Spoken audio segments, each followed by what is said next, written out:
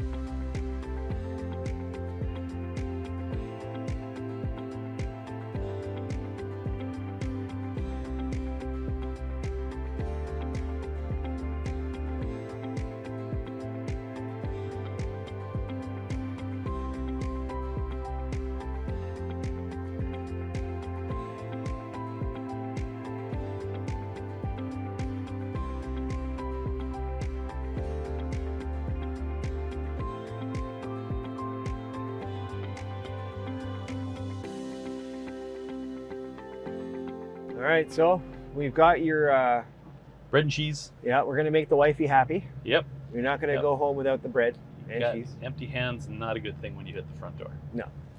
Especially when you got the neighbors coming over. You got it. So let's talk a little bit about, well, where are we going? Which way? We're gonna turn right again. Make a Roger? Yep. Your professional career, my friend. You leave school and then what? So I worked in a lab at Dal for a little while afterwards. I associated with, turn to the right here, sorry. Yeah. And then I managed to, in the midst of BRIEX, I managed to get an exploration job in Indonesia. Wow. In Borneo. And yeah, you touched on that actually a little bit. Yeah, so I landed in Jakarta, and then I think 3 days later I was headed to the airport to get a plane to East Kalimantan, Borneo, and one of the other geologists hopped in the cab and he's like, "Hey guys, look, de Guzman's missing." And Really? I was like, "What? Are you serious? Yeah, this is like, yeah." This And is I'd had a lot of work experience in the field and things like that, but this was really my first mineral exploration job. And so it was quite startling that, and with that, the discussion as to whether it was a scam or what have you, and so, but yeah, we continued on exploring in our projects, did some interesting things. A lot of facilitation fees get paid, or did in those days in Indonesia. So you'd have to pay for access to a logging road that we wanted to use. And to the left, one of the interesting things around that actually was that there was a scale for all the payments. So if you wanted to do X, then you knew what people were going to expect as the secondary payment fee, right? As it were, facilitation fee. So we did things like to avoid sometimes paying these. I remember driving around at night in the back of a dump truck. Wow. Because our company hadn't made the agreement on the fees for being on the road. Right. Anyway, so just funny stuff like that. There was a lot of hijinks. Great learning experience. Saw a lot of interesting stuff. Anyways, after that, I came back to Canada. There wasn't a whole lot of work, so I did non-geology work for about a year, and then I moved up to the Yukon and got a little bit of work there, but mostly worked as a waiter and a bartender, which great career to have as a fallback. Anybody thinking about what they're doing, you're focused, but waiting and bartending, very versatile job. You can take it anywhere. So my better half did it for a long time. She made great money. It's good backup. Yeah. So anyway, so I did a bunch of that, and eventually did some work down in Honduras and exploration drill programs there, and sort of landed a job with Gold Corp as it was just going into production in Red Lake, at the high grade mine there in 2000, and that was a spectacular experience. Kind of really rounded out my understanding of, like, if you're going to be an explorationist, you actually need to know what a mining grade is and what it takes for a deposit or part of it to be profitable. So I did that a whole lot. Did some work up in northern Quebec in nickel copper PGEs exploration. Oh yeah. Yeah, with Canadian royalties back in the day, as they say. What type of nickel deposit was it? That was ultramafic hosted channel deposits. So yeah, it's actually that whole thing went into production. A pretty spectacular deposit or group of deposits. Do you remember the grades? We were running up to, I think, 2% nickel and 1.5% copper. But the kicker there was there were really high PGE and gold grades. Oh, okay. We would sometimes see 2 or 3 grams of gold plus PGEs, and that sort of a kicker on a good solid tenor nickel project just takes it right over the top. So yeah, pretty spectacular. So that's a good experience for you. Yeah, and I kind of got to the end of that, and I was sort of looking to do things on my own. I did a syndicated project in China. Things were opening up in China, so we looked at trying to identify technologically challenged or financially challenged operations there. Okay. To bring to the Canadian market as a group. And that project, we saw some things that were interesting, but it never really got off the ground. China's a difficult place to do business. So, but and then after that, fairly shortly after that, I got involved in the uranium market. 2005, what year? That was my first pubco that I ran. Now, I don't remember what year the big run was there. Did you participate We were in that? a little bit late on getting in on the uranium boom there. It was really projects were getting locked up in sort of 2003. Okay. 2002, 2003. And we actually, we were a bit late for the whole thing, but we managed to find a niche. We kind of looked at different projects. We had some great success exploring and defining resources in Mongolia. Okay. But we could see that the Mongolian government was going to expropriate all the uranium, so we managed to sell that for a small profit. And we were focused in the U.S. Southwest, where it became apparent that, look at all the sailboats. What a glorious day. That's cool. So we're going to swing right, and then eventually we'll turn, or left, and then we're going to go right again. The reality of conventional uranium production in the U.S. Southwest is either you own the mill or somehow you manage to secure definitive access to the mill and turning right at the next light. So, okay. And we kind of figured that out. So we had some small resource assets, and we pushed really hard to develop our own mill site, which we were well on the way to do, but we also managed to get an agreement with Denison, who owned the White Mesa Mill at the time, getting mill access, and that differentiated us from all the other juniors in the area. Okay. Some of them anyone could sell ore into a buying agreement with Denison, but we actually had access at cost for toll milling as well. So, but unfortunately, the market crashed, and did it ever? It was not a pretty thing, and of course coincided with the whole global financial crisis. Yeah. So we couldn't raise money at the time. Anyways, no one was funding anything, so it all kind of got wound down and sold for $1, which was kind of a crushing experience from being on a production track to all of a sudden shutting her down. Right. But a lot of lessons learned there. Along the way, we actually had we knew that we weren't going to be able to finance, but we managed to cut a deal to sell all of our assets for our U.S. assets for $25 million. Yeah. When we were trading at about 8 in the market, which would have been a coup.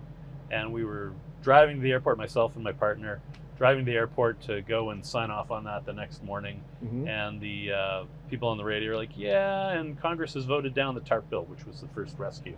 Oh, no. And I looked at my partner, I was like, we're pretty much done. We kind of got to go to Salt Lake anyways. We might as well go have a nice dinner, and we'll get up tomorrow and go home, we'll see what happens. And the phones were not being answered the next morning. So what happened then? Because obviously TARP came in. But it was too late.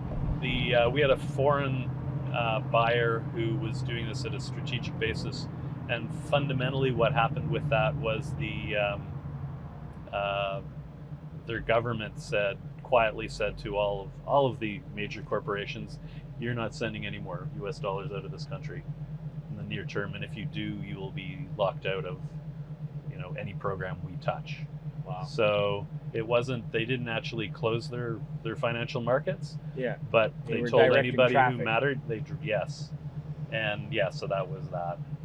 Yeah. Speaking of traffic, we got a beautiful Mach 1 Mustang right there. Oh, it's probably like a 69 or something. Are you a car guy at all? A little bit. Yeah? Yeah, I've actually started. So I bought an old Mini Cooper Sport, and I actually work on that in my garage and make a point of trying to do all the repairs that I can and learn about things. So, What year's the car? What year? 1969. That's what I guessed. All original? Nice, man. That's a gorgeous car. Yeah. Looks beautiful. 1969. You ever rode motorcycles? I've rode off-road ones. Actually, I had a roommate who had a motorcycle. I had no license, but I took it for a few spins, and I finally dropped it Oh, on really? a sandy road. Oh, yeah. That'll And get you. I was like, yeah. Did you hurt yourself? No, much, or- no, I wasn't going that fast, but No, eh? just scratched the bike up. It wasn't too bad, but I've done a fair bit. Like with work, you end up using, motocross bikes and things like that just to get places faster. So I like it. What's your favorite part of or place in the world? I would, if it's a city, it would probably be Paris. Paris? If it's just a country, it would be Indonesia. Okay. And Indonesia is just a crazy wild place. There's a lot of, well, in my experience, there was a fair bit of strife and violence and things like that. I was there when Suharto fell, and it wasn't necessarily very pretty. But I've never met a group of people who were more enthusiastic about life. And we're gonna turn right here, yeah. Okay. I met a guy on the logging road that we traveled on in the back of a dump truck. We actually stopped at a security spot, and I was talking with a security guard whose job and life was in that little booth. He had a little garden beside it. He had a shortwave radio. No and way. he listened to English language lessons from ABC Australia and BBC from the UK. And he had little English readers, and he was teaching himself English. No way. And I was like, why are you teaching yourself English? And he's like, I don't know. It might come in handy someday. Yeah. So, Yeah. and I was like, wow, that's so optimistic and enthusiastic, and, yeah. And I've been to other places in Central America where people have like a little bit of something, and they never have any ambition beyond it, because they figure if they have a little bit more, someone's going to steal it from them. And being in those kinds of communities is so depressing. Yeah. It's terrible. This is Jericho, and then you go along Locarno and Spanish Banks. Yeah. You can eat, drink, and relax. Coconut ice cream. And Yeah. I'm. Cuban street food. It's a beautiful spot to come out. We walk our dog out here. Yeah. Do stuff like that. There's beach volleyball courts. I brought my family here for VRIC, Ah. and we came here, but it was crappy weather. Remember, you got like 2.5 feet of snow when you're not supposed to. And the city shuts down. Everything, man. Well, I don't blame Yeah. people. That was brutal. Yeah, and nobody has winter tires here, No. or very, very few people do. Yeah, our rental didn't have it. No. No, this is just It's a bit of a arguably the problem. most beautiful part of Canada right here. Yeah. Top 5 for North sure. Shore. Yeah. Yeah. Pretty spectacular. What's been the best investment you've ever made? Oh, that's a good question. I guess putting money in Gold Corp Gold Corp? in the early days. Rob McEwen did a spectacular job of building a team that built that mine and kept it profitable and focused. And he also managed to promote the hell out of it and keep the stock price above the point where at any given time, if the market cap was 200 million, Placer Dome and Barrick and everyone, they would value him at about 150 million. So he always managed to keep his valuation above what someone would take him over for. Mm. And then eventually, he was worth, that one mine was worth so much that they were able to take over Placer Dome. And that's, as an operator, that's pretty spectacular. Yeah, that is cool. You know, and a lot of people made a lot of money off of Gold Corp, or on Gold Corp stock. So, Including you. yes. Boom. Yep. Nice. What do you think about the Canadian economy right now? And you direct us back. All right. Okay. So we've talked about 2008, great financial crisis. Yeah. Ships being backed up here in Vancouver from China. We're in pretty interesting times right now. You know? We are. I think I kind of worry that our governments are spending too much money promoting something that should be profitable anyways. The whole decarbonization process should actually, if it's done properly, should be making money for companies, and they should have economic reasons for investing in it, as opposed to getting, squajillions of dollars from the government to subsidize their operations. Right. So that worries me in terms of the overall thing. The biggest thing that I see in Canada is that we're not proud of who we are. This country was built on agriculture and mining. Yeah. And on the coasts on fishing as well. But fundamentally, society has kind of turned its back on what we do best. On its resources. On its resources, and said, oh, no, we're going to make millions of dollars on and have a vibrant economy on the service industry. It's like, well, what do we bring to the world that we're so much better in the service business than anybody else in New York or London or Paris or Sydney, Australia, and we don't really, because we don't value the resource industries, we don't leverage the knowledge that we have in that space, which is where we're most competitive. And Couldn't have said it better myself. Where we look at, interestingly, uranium all of a sudden is viewed positively in both the environmental circles, but also in media. Right. And the narrative's changed. The narrative has changed around that. Unless you're in Germany. And, well, yes, but, there's always got to be an exception, I guess. But and that trickles down into the youth of today. They actually view uranium as a solution, not a problem. That's very positive. And that's one of the reasons why I'm back in uranium. Yeah. Is because I believe that if society is supporting it, we will manage to be able to build nuclear energy generation at a much more competitive price through SMRs, but also through large-scale things. Because it's the permitting track and the roadblocks that people throw up that cause a lot of the problems. There's a really, really good YouTube documentary out there. I forget the gentleman's name. Actually, my wife and I watched it on the plane ride to and from Vancouver last time we were here. Okay. But it's called The Coming Energy Crisis. Mm-hmm. If I'm messing up the title, I apologize, but everybody should check that out. Basically, spoiler alert, the solution is uranium. Yeah. He used to be a hedge fund manager, right? So he breaks down things in how wind and solar make up for like 2% of baseload energy, essentially, or something like that. Pretty sure it's 2%. So it's kind of like, well, that's like a fantasy. He's not saying it can't be a part of the overall solution, but that's not going to get us to our goals. He also talks about how cheap oil is over. Finding cheap oil around the world it's very hard to find good oil deposits. Yeah, of scale. At scale, yeah. What else? What else was a key from that? What could be another solution outside of uranium would be geothermal, but they'd have to have breakthroughs with drilling, right?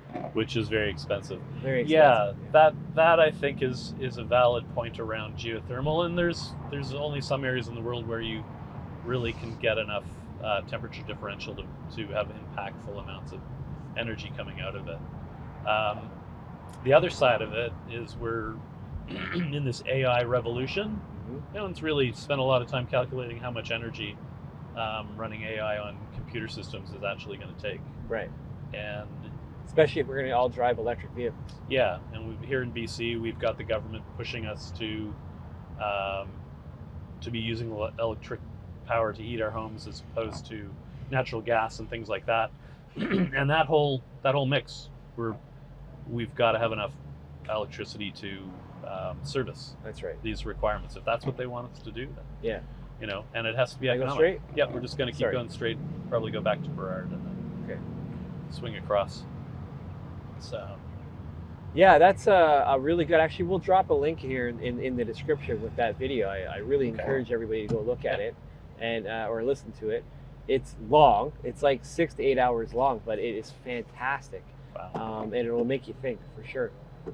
What else about Canada? I agree with you. I agree with everything you said, by the way. Yeah. So then we step beyond uranium and we look at suppose the critical metals, where the government has said, oh, we're going to expedite, you know, permitting for critical metals, but at the same time, we will follow all the rules and regulations. And my comment on that is like, well, if you can expedite it for one class of metals, you should just be doing it a heck of a lot faster for all the metals, because the regulations should always be applied equally to every operator, no matter what they're doing, whether it's gold or something that's more relevant in the green economy like nickel or copper, etc.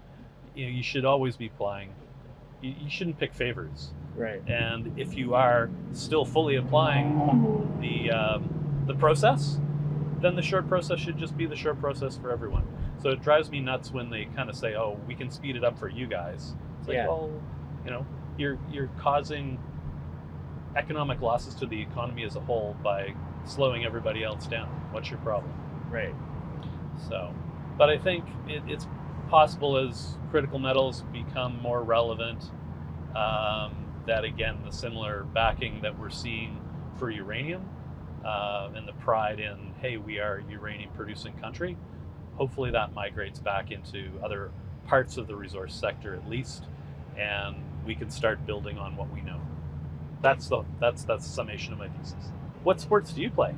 Or did you play? I played baseball. I was a baseball player. Okay. Yeah. Volleyball was my second sport. Played tennis. Didn't get into hockey. Couldn't afford that. Yeah, it can get pretty soccer. Really wasn't much of a soccer player. Like I pretty much played all sports, but baseball and volleyball were my two brutal. Key favorite ones. Yeah. Yeah. And then once my baseball career was over, I actually got into playing competitive slow pitch. Funny enough. Okay. Lob ball. Yep. A lot of great teams out here in Vancouver, actually. Shout out to the slow pitch community in Vancouver, Nice. in the greater Vancouver area. And my wife and I both play slow pitch. Nice. Yeah. So, Yeah. Yeah. I played mixed softball in Red Lake when Yeah. I lived there. That's sort of a community thing that everybody does. Yeah, it's great. Yeah. There's a It's a lot of little community. I live in a town called Inniskillen, and then another town, little small town outside of that's called Pontypool. And my wife and I joined the league this year, and it's a nice little cute diamond. You can only use aluminum bats, Okay. right? No composite bats or anything like that. Yeah. But like, yeah, I swear half the community's out there playing, you Yeah. know? And they play with like in crazy weather too, because they get to run their own thing. So I remember last time I was playing, it was just pouring rain. And I was like, I think they're gonna call this game, right? And they're like, no, we play in all weather. I was like, man, Thunder, lightning. Yeah, like, well, yeah, they probably would call that, but like Yeah. it was just raining hard, and I'm thinking, where was this when I was 10 years old or 12 years old? You know, when I didn't want the umpire to call it. Yeah. Yep. No, Well, it's been a fantastic interview. it really has. It's been great to. We're very, very close to our destination, but I think we'll wrap it up here. All right. And Thanks so much for having me. yeah, absolutely, Appreciate it. Michael. Really appreciate you coming here, and shout out to Frank in the back, taking all the gorgeous B-roll pics Thanks, of Frank. beautiful Vancouver. So Yes. we'll I look forward to the webinar. Awesome.